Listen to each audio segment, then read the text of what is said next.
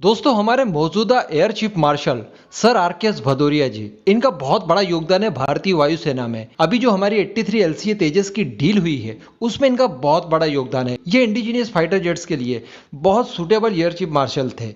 लेकिन दोस्तों, इनका कार्यकाल समाप्त होने जा रहा है 30 सितंबर को। जी हाँ, 30 सितंबर तक ही सर अपनी सेवाएं दे पाएंगे। उसके बाद इनका कार्यकाल समाप्त हो जाएगा। उसके बाद नए एयर चीफ मार्शल की नियुक्ति होगी, जिसके लिए नाम फाइनलाइज कर लिया गया है।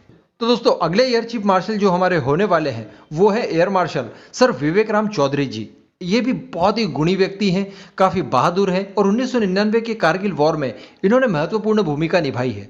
तो हम सर आर.के.एस. भदौरिया जी को धन्यवाद देना चाहते हैं कि उन्होंने अपने कार्यकाल के दौरान भारत की सुरक्षा बहुत अच्छे से की। और इसी के साथ साथ आने वाले air chief marshal Chaudhary sir के लिए हम लोग शुभकामनाएं देंगे। अब दोस्तों, इसके बाद आप इंपॉर्टेंट बात सुन लीजिए, और वो ये है कि जैसे ही विवेक राम चौधरी जी अपना पदभार संभालेंगे, उसके बाद से लग रहा है कि चाइना और पाकिस्तान की उल्टी गिनती शुरू होने वाली है, क्योंकि इन्होंने अपने इरादे स्पष्ट कर दिए हैं। जी हाँ, इनकी नियुक्ति की जैसी ही खबरें बाहर निकली, उसके बाद से ही एक चर्चा बहुत हो रही है, और वो चर्चा है MMRCA 2.0 डील।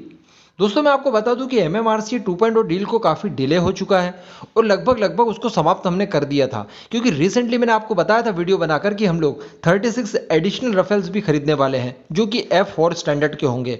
इसी के साथ साथ बीच में कुछ खबरें आई थी, वो भी मैंने आपको बताया था कि हम लोग 36 करके 2 बार राफेल्स और खरीदेंगे। तो कुल मिलाकर हमारा 114 का जो आंकड़ा था MMRCA 2.0 डील का, वो पूरा हो जाएगा। दूसरी बात, MMRCA 2.0 डील हमें बहुत महंगी पड़ जाती। एक तो 114 फाइटर जेट एक साथ खरीदो, उसके अलावा टेक्नोलॉजी ट्रांसफर में भी बहुत पैसा लगने वाला है, और जो टेक्नोलॉजी आने वाली है 4.5 जनरेशन की, वो हमें कोई काम आने वाली नहीं है, क्योंकि वो टेक्नोलॉजी ऑलरेडी हमारे पास आ चुकी है। तो ऐसी परिस्थिति में हमारे लिए ये फार्मूला बहुत अच्छा था, 36। लेकिन अभी हमसे ज़्यादा अनुभव तो सर को होगा, तो सर जो चाहेंगे वो अच्छा ही चाहेंगे हमारी वायुसेना के लिए। अब दोस्तों, बताया जा रहा है कि सर ये चाहते हैं कि ये जो 36 राफेल्स आने वाले हैं F4 स्टैंडर्ड वाले, वो तो आएंगे ही, लेकिन इसके साथ साथ MMRCA 2.0 डील के तहत 114 फाइटर जेट भी सर चाहते हैं। ऐसी परिस्थिति में भारत के पास फिलहाल जो बताया जाता है कि फाइटर जेट्स की कमी है, वो पूरी हो जाएगी। इवन कई मामलों में हम लोग सरप्लस चले जाएंगे, क्योंकि आप सभी लोग जानते होंगे, मैंने आपको ये भी बताया था कि हमारे राफेल की एक स्क्वाड्रन Su-30 MKI की 2.5 स्क्वाड्रन के बराबर है। इस बात का जिक्र हमारे CDS साहब ने भी किया था कि जो हमारे पास फाइटर जेट्स की कमी है, वो पूर्ति कर देते हैं हमारे राफेल्स, और साथ ही साथ हमारे एयर डिफेंस सिस्टम।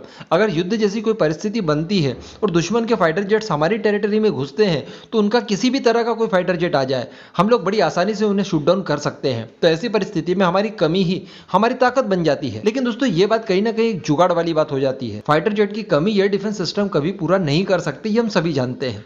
खैर, CDS साहब ने भी अगर कुछ बोला है तो सोच समझ कर ही बोला होगा, उनकी बात को भी नकारा नहीं जा सकता। लेकिन दोस्तों, इसमें कोई दो मत नहीं है कि चाइना हो या पाकिस्तान।